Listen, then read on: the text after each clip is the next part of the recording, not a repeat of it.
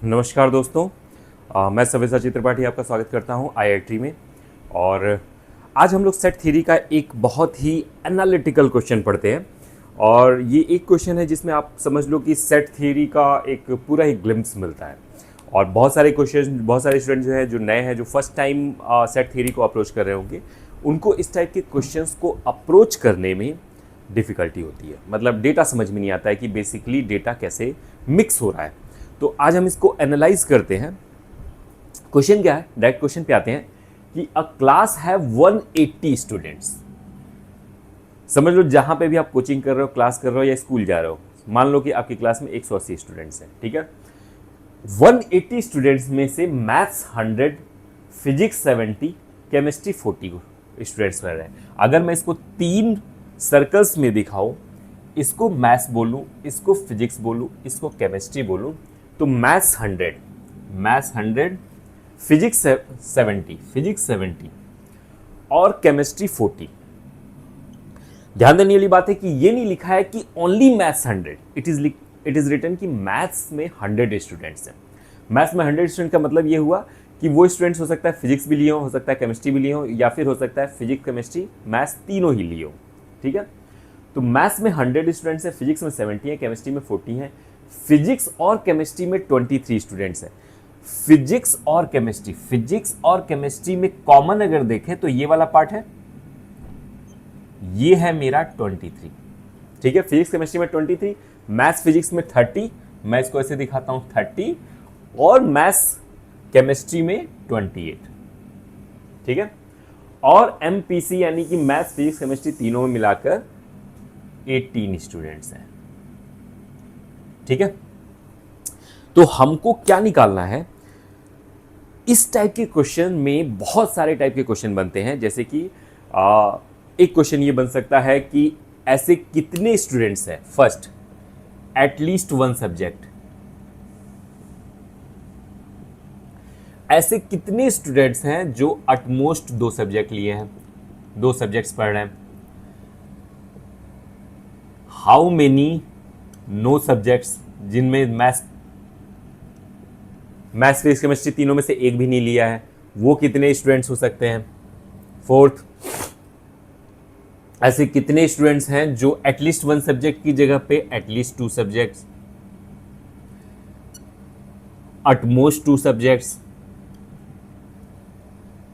Exactly 1 subject, exactly 2 subjects, ठीक है। तो इस टाइप से हम बहुत सारे कॉम्बिनेशन बना सकते हैं कि एटलीस्ट 1 सब्जेक्ट कितने हुए, एटलीस्ट 2 सब्जेक्ट्स कितने हुए, एटलीस्ट 3 सब्जेक्ट्स कितने हुए, या फिर एटमोस्ट कितने हुए, एग्जैक्टली 2 सब्जेक्ट्स पढ़ने वाले कितने स्टूडेंट्स हुए। इस टाइप के बहुत सारे क्वेश्चन बना सकते हैं। अगर हम डेटा की बात करें, अगर हम सिर्फ डेटा की बात करें और हम वेन डायग्राम को ओमिट कर दें, तो इस क्वेश्चन की एनालिसिस बहुत ही टफ हो जाती है। अनलेस आप वेन डायग्राम का शायद यही इंपॉर्टेंस है, डेटा को एनालाइज करने में वेन डायग्राम से विजुअलाइजेशन बहुत आसान हो जाता है, ठीक है। तो जैसे अगर मैं ये बोलूं कि एटलीस्ट 1 सब्जेक्ट, तो एटलीस्ट 1 सब्जेक्ट में ये तीनों सब्जेक्ट हैं, ये दोनों सब्जेक्ट्स हैं, और ये मेरे एक एक सब्जेक्ट्स हैं। तो एक तरह से पूरा का पूरा जो डायग्राम में जितने जितना भी मेरा क्वांटिटी आ रही है, वो सारे एटलीस्ट 1 सब्जेक्ट की क्राइटेरिया में आते हैं। और अगर मैं बोलता हूँ कि एटलीस्ट 2 सब्जेक्ट्स, तो ये 2 सब्जेक्ट, ये 2 सब्जेक्ट, ये 2 सब्जेक्ट और ये 3 सब्जेक्ट्स। तो यानी कि ये वाला जो पार्ट होगा, ये इसको हम बोलेंगे एटलीस्ट 2 सब्जेक्ट्स। तो इस तरह से आते इस क्वेश्चन को स्टेप बाय स्टेप एनालाइज करते हैं, ठीक है।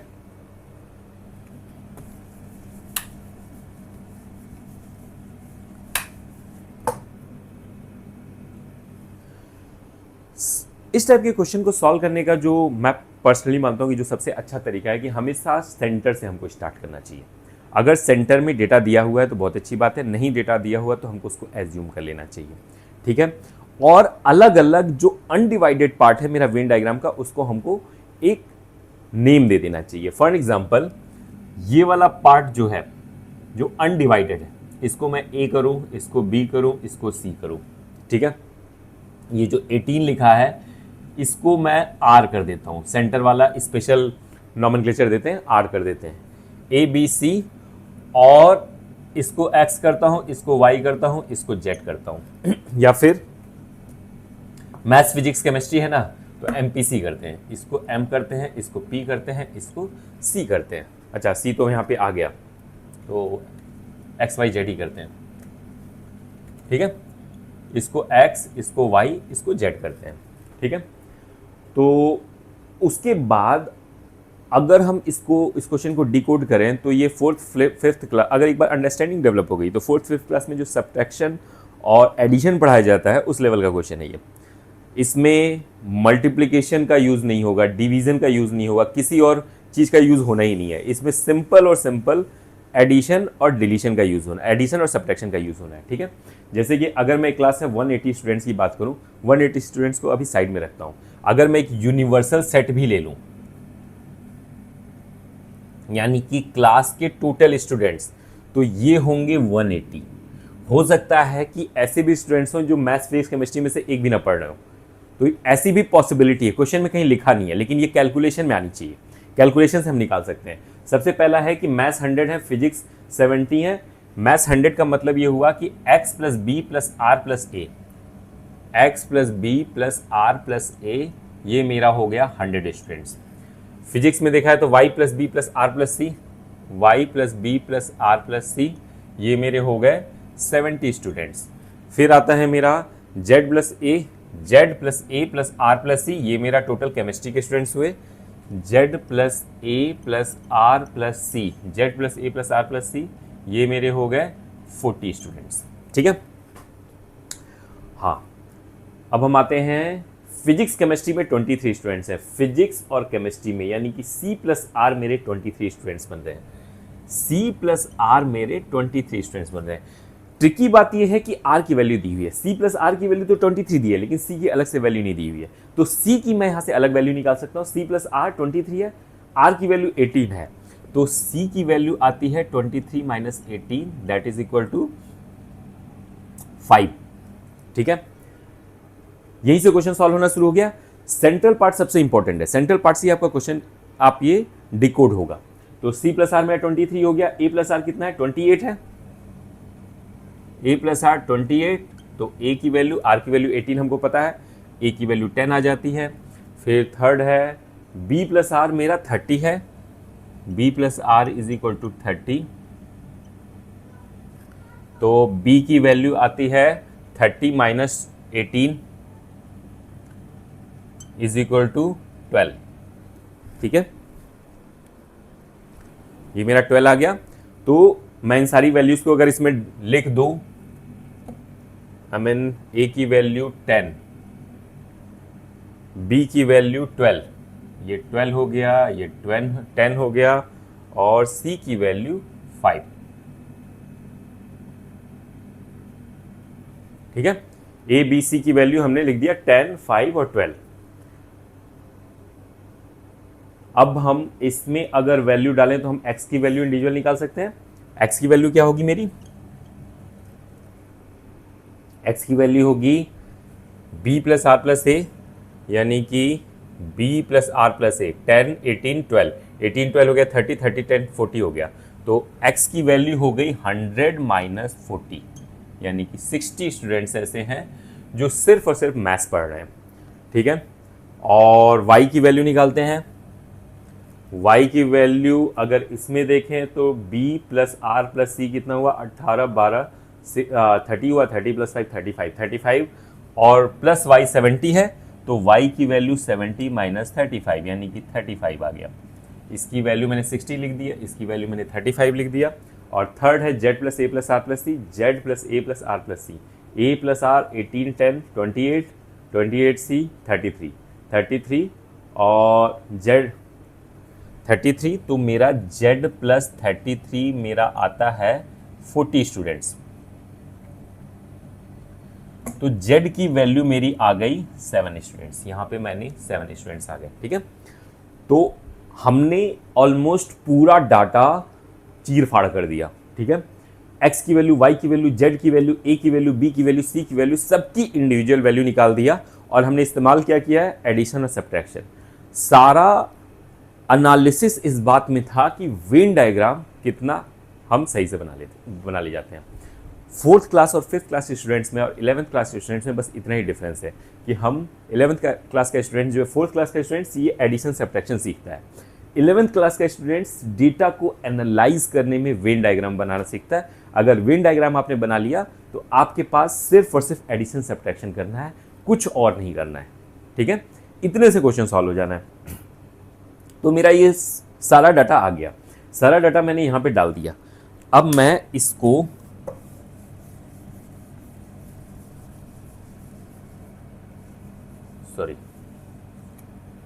मैथ्स फिजिक्स केमिस्ट्री जो थे मेरे 18 स्टूडेंट्स थे।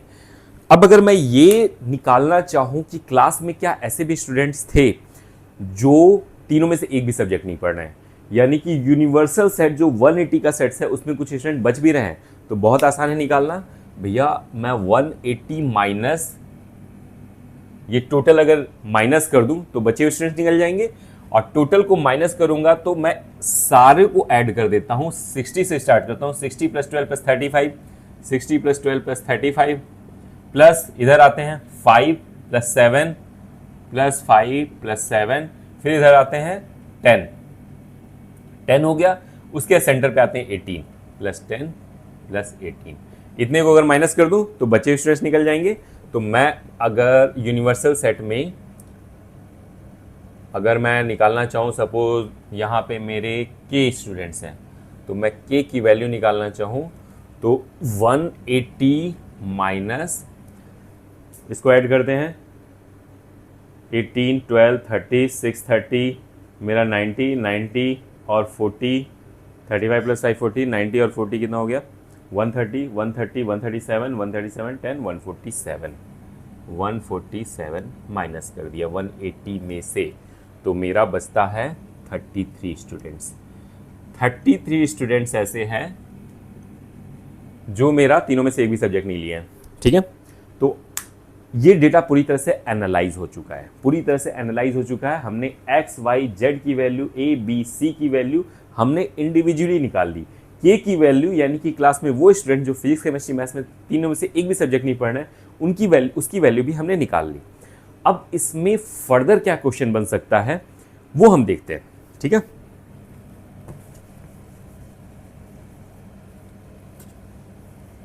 यार ये MPC बार बार डिलीट हो जा रहा है। सपोज मेरा क्वेश्चन है कि at least one subject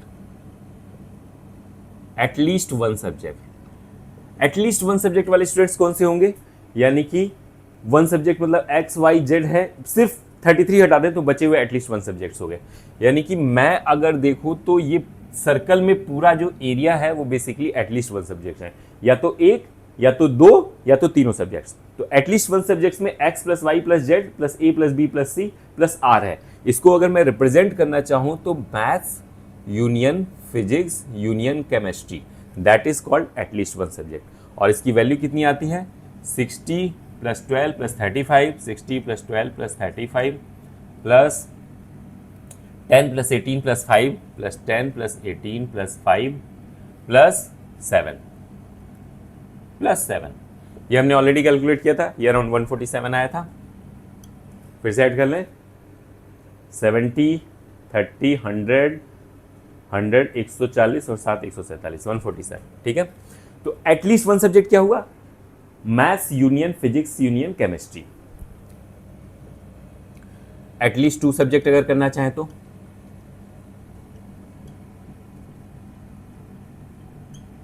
at least to subject करना चाहें तो क्या हुआ, ये पार्ट वो है जो दो सब्जेक्ट है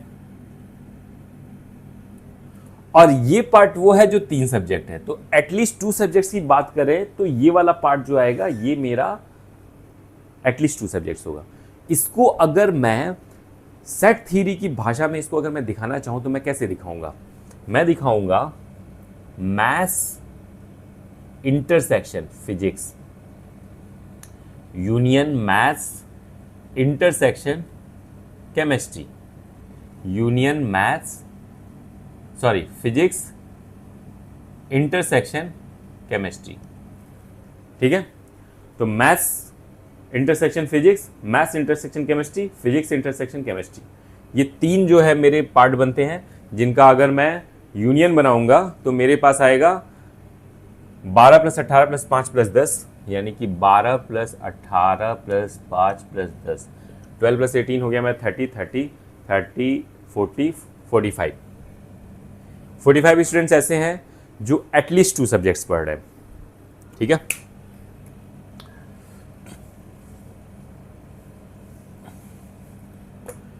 अगर मैं क्वेश्चन बनाना चाहूँ कि एग्जैक्टली 1 सब्जेक्ट्स कितने पढ़ रहे हैं, एग्जैक्टली 1 सब्जेक्ट, एग्जैक्टली 1 सब्जेक्ट्स मतलब क्या, x + y + z, x वाला सिर्फ मैथ्स पढ़ रहा है, y वाला सिर्फ फिजिक्स पढ़ रहा है, z वाला सिर्फ केमिस्ट्री पढ़ रहा है। तो एग्जैक्टली 1 सब्जेक्ट्स में क्या आ जाएंगे, x + y + z मीन्स 60 + 35 + 7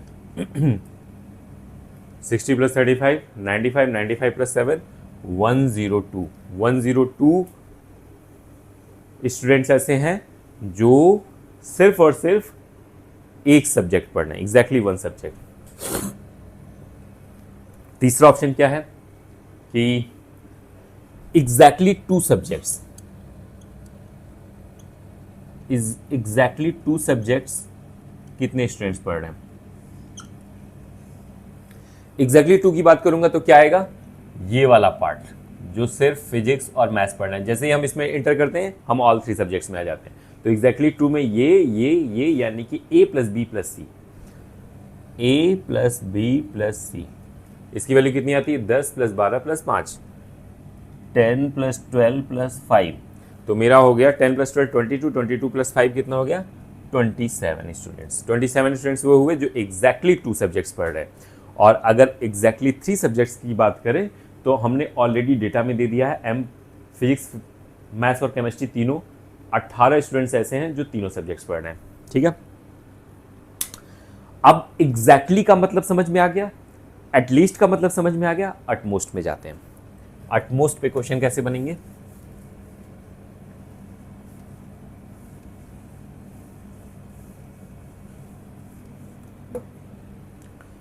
अगर हम ये बोलते हैं कि अटमोस्ट 2 सब्जेक्ट्स पढ़ने वाले स्टूडेंट्स हुए, तो अटमोस्ट 2 सब्जेक्ट्स पढ़ने का मतलब ये हुआ कि ऐसे सब्जेक्ट्स जो कोई सब्जेक्ट्स नहीं लिए, ऐसे स्टूडेंट जो कोई सब्जेक्ट्स नहीं लिए हैं, ये भी हो गए, ऐसे स्टूडेंट जो 1 सब्जेक्ट लिए हैं, ऐसे स्टूडेंट जो 2 सब्जेक्ट्स लिए हैं। ठीक है, तो ये अटमोस्ट 2 सब्जेक्ट्स हुए, जिसमें 9 सब्जेक्ट्स भी हो गए, 1 सब्जेक्ट भी हो गया, 2 सब्जेक्ट भी हो गया। 9 सब्जेक्ट में 33 स्टूडेंट्स आ गए जिन्होंने फिजिक्स, केमिस्ट्री और मैथ्स में से एक भी सब्जेक्ट नहीं लिया। एक सब्जेक्ट लेने वाले मेरे x + y + z हो गए, यानी कि 60 + 35 + 7 हो गए। और फिर आता है 2 सब्जेक्ट लेने वाले, 2 सब्जेक्ट लेने वाले a + b + c हो गए, a + b + c हो गया 10 + 12 + 5। इतना बड़ा अगर हम ना करना चाहें तो हम ये भी कर सकते हैं, भाई यूनिवर्सल सेट में से ये सेंटर वाले को हटा दें, तो ये 3 सब्जेक्ट वाला है, अगर हम इसको हटा दें तो बचेंगे वो या तो 2 सब्जेक्ट हुआ, या तो 1 सब्जेक्ट हुआ, या तो 9 सब्जेक्ट हुआ। तो मैं यूनिवर्सल में से 180 में से सेंटर वाले पार्ट को हटा देता हूं, -18 कर देता हूं। तो मेरे पास क्या बचता है, 180 में से 18 माइनस करूंगा, 162 बचेगा। इसको भी आप ऐड करके देख लो, उतना ही आने वाला है। ठीक है, ऐड कर लेना, आएगा इतना ही, 162 के अराउंड ही आएगा। ये अटमोस्ट 2 सब्जेक्ट्स हुए। अटमोस्ट वाले क्वेश्चन में बस इस चीज को ध्यान देना है कि जो मेरा यूनिवर्सल सेट में बच गए स्टूडेंट्स हैं उनको छोड़ना नहीं है, उनको भूलना नहीं है ना। उनको भूल जाओगे तो क्वेश्चन गलत हो जाएगा। और इसीलिए अटमोस्ट 2 सब्जेक्ट्स में ज्यादा जुडिशियस ये होता है कि यूनिवर्सल में से हम सेंटर को माइनस करें, तो मेरा इजी टू कैलकुलेट है। सेकंड है अटमोस्ट 1 सब्जेक्ट। अगर मैं सिर्फ एक सब्जेक्ट वाले की बात करूं कि सिर्फ एक नहीं, अटमोस्ट 1 सब्जेक्ट, तो मेरा 9 सब्जेक्ट वाला भी आ गया बच्चा, प्लस 1 सब्जेक्ट वाली भी आ गए, यानी कि प्लस x + y + z भी आ गया। तो 9 सब्जेक्ट्स में मेरा 33 है, और 60 + 35 + 7 60 प्लस 35 प्लस 7, तो ये मेरे हो गए 33 प्लस 7 40 हो गया, 60 प्लस 14 100 हो गया, 100 प्लस 35 135। तो 135 स्टूडेंट्स हो गए जो अटमोस्ट वन सब्जेक्ट लिए हैं, अटमोस्ट। ठीक है, अब हम आते हैं अटमोस्ट वन सब्जेक्ट से इतर करते हैं। अगर हम अटमोस्ट 3 सब्जेक्ट स्टूडेंट निकालना चाहें तो कितने होंगे? अटमोस्ट 3, मैक्सिमम ही 3 सब्जेक्ट्स हैं। अटमोस्ट 3 सब्जेक्ट्स का मतलब कि सारे स्टूडेंट्स आ गए, 9 सब्जेक्ट वाले भी आ गए, 1 सब्जेक्ट वाले भी आ गए, 2 सब्जेक्ट वाले भी आ गए, 3 सब्जेक्ट, तो आंसर सीधा 180 हो जाएगा। यूनिवर्सल सेट मेरा अटमोस्ट 3 सब्जेक्ट वाले स्टूडेंट्स हो गए। तो ये मेरा इस टाइप के क्वेश्चन हो गए। फिर एक क्वेश्चन आता है जिसमें हम मिनिमम वैल्यू भी डिसाइड करते हैं, मैक्सिमम वैल्यू भी डिसाइड, जैसे कि at least one subject